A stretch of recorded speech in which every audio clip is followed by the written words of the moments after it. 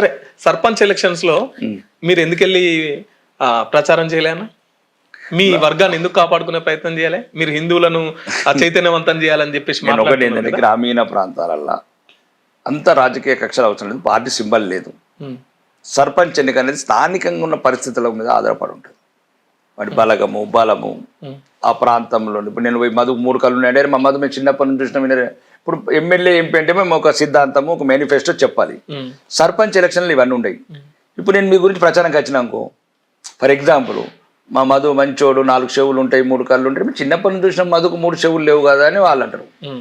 నేను చెప్పాలి, నీకు లేని చెప్పాలి. ఇక కొద్దిగా మళ్ళీ గ్రామీణ ప్రాంతాలకు కొద్దిగా ఫ్రీడమ్ ఉండండి, స్వేచ్ఛగా జరగనిది, పార్టీలకు అతీతం కదా అని నేను. ఎన్ని జీపీలు గెలిచిరాను? నేను 18 గెలిచిన, 3 పార్టీ మారినారు. సో మీరు అధికారంలో ఉండి కూడా మీ సొంతూరుని కూడా గెలిపించుకోలేదు. తప్పేముందంట? సొంతూరు ఏముంటుంది? మాకు సింబల్ ఉందా కమలం? అంటే మీ మీద వ్యతిరేకత ఎంత ఉన్నది దీన్ని బట్టి అర్థం చేసుకోవచ్చు. ఆ మీద వ్యతిరేకత నా ఎలక్షన్ ఓడగొడతారు. ఏమి తప్పేమున్నది? ప్రజాస్వామ్యం కొనుక్కున్నామా ప్రజల్ని? ఎట్లా ఓడగొట్టండి. కొనగలే అంటే ఓడగొడితే నేను కూడా ముఖ్యమంత్రి అవుతా. రేవంత్ రెడ్డి ఓడగొడితే ముఖ్యమంత్రి అయ్యిండు. నేను మల్కాజ్గిరి ఎంపీ అవుతా. ఎంపీ మళ్ళీ నేను ఒక ప్రెసిడెంట్ అవుతా. ప్రెసిడెంట్ రాష్ట్రానికి ముఖ్యమంత్రి అవుతా. అవుతారా ముఖ్యమంత్రి? ఇప్పుడు అన్నావు కదా ఎంత వ్యతిరేకత అంటే వ్యతిరేకత కొడంగల్ ఓడగొట్టింది కదా రేవంత్ రెడ్డిని.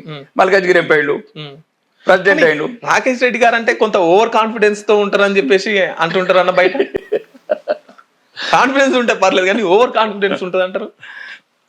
ఓవర్ కాన్ఫిడెన్స్ ఏదైనా కాన్ఫిడెన్స్ లెవెల్స్ అంటే ఓవర్ కాన్ఫిడెన్స్ ఉంటే వేరే ఉంటుంది. ఇప్పటికే మంది ఏదో అవుతుంది. నేను ఎప్పుడు కూడా నేల మీద కాళ్ళతోనే నడుస్తాను. నాకు తెలుసు నా కెపాసిటీ ఏంది. కానీ నేను మాట్లాడే దాంట్లో నిజాయితీ ఉంది, నిర్భయంగా సమస్యల గురించి మాట్లాడుతున్నాను కాబట్టి ఎదుటి ఇబ్బందికరంగా ఉంది. ఇది ఏంది మొత్తం మమ్మల్ని బట్టలు ఎడుస్తున్నాడని. నేను ఏమంటున్నాను, లక్షల కోట్లు ఎటుపోతున్నాయని చెప్పు. ఇప్పుడు ఒక ఉదాహరణ చెప్తున్నాం మధు, దీని మీద మీరు మేధావులు తినండి. తెలంగాణ అసెంబ్లీలో ఒక ప్రశ్న ఒకరోజు డిస్కషన్ వచ్చింది. యాదాద్రి థర్మల్ పవర్ ప్రాజెక్టు ఆ టెక్నాలజీని కరప్షన్ గురించి అంటే ఏమంటారు ప్రపంచము అంటే వదిలేసిన టెక్నాలజీని తీసుకొచ్చి పెట్టినరు.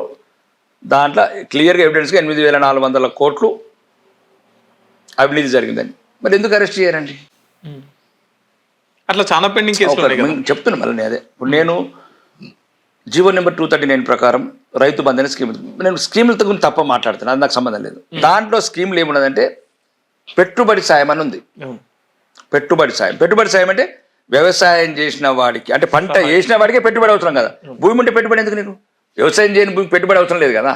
ఈ రియల్ ఎస్టేట్ గురించి కొనుక్కున్నది 100 ఎకరాలు 1000 ఎకరాలు గుట్టలకు. నేను అడిగేది కదే. 25,672 కోట్లు ఈ గుట్టలకు ఇచ్చిండ్రు, భూమి మొక్క పొలంకి ఇచ్చిండ్రు. ఇది గవర్నమెంట్ జీవో ప్రకారం కూడా అగ్నెస్ట్ అయ్యింది. అవును, నేను అదే అడుగుతున్నాను. పంట పండించే రైతులకు ఒకవేళ మీ స్కీమ్ మంచిగా చేయడం మీరు రాసుకోండి, అది పక్కన సబ్జెక్ట్ పక్కన పెడతాను నేను. కానీ భూములకు ఎందుకని 25,672 కోట్లు అండి. 10 జిల్లాలలో 2,500 కోట్లు వస్తాయండి జిల్లాకు. మా కాన్స్టిట్యూన్సీకి 500 కోట్లు వస్తాయండి. చాలా పెద్ద అమౌంట్. మరి మొత్తం దరిద్రం పోతుందంటే.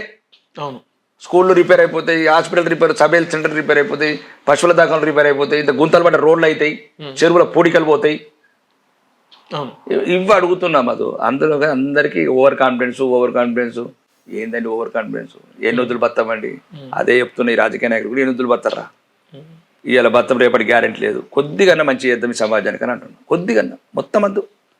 మీరు ఎట్లైనా భరించలేరు మొత్తం చేసేందుకు. ఇప్పుడు అన్నట్లు వాళ్ళు తెలివైతే ఎట్లా అన్నట్లు ఇలా బాధ ఉంటే ఉండిండొచ్చు.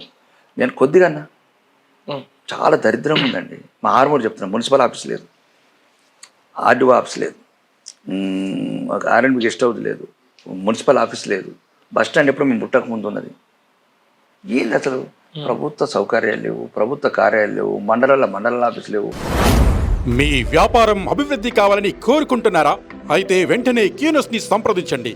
Schools, colleges, banks, shops, office promotions, land promotions, political promotions, restaurant promotions, hospital promotions, పుట్టినరోజు వేడుకలు, శుభకార్యాలు, వ్యాపారాలు ఏవైనా, సందర్భం ఏదైనా ఇప్పుడే క్యూనస్ ద్వారా తెలియజేయండి. మీ వ్యాపారాన్ని అభివృద్ధి చేసుకోండి.